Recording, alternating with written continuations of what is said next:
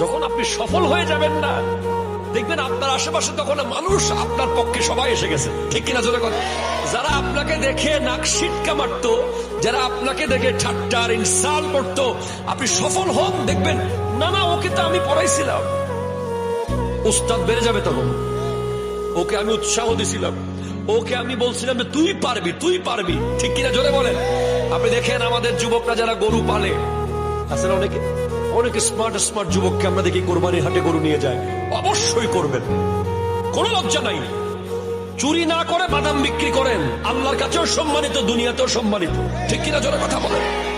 2 নাম্বারই না করে এলাকার মধ্যে সুদ আর ঘুষ খেয়ে যে ব্যক্তি 10 তলা বাড়ি বানিয়েছে, তার চেয়ে যে 10 টাকা করে প্রতিদিন বাদাম বিক্রি করে, তাকে আমরা 1000 সালাম জানাই। ঠিক কিনা জোরে কথা বলেন?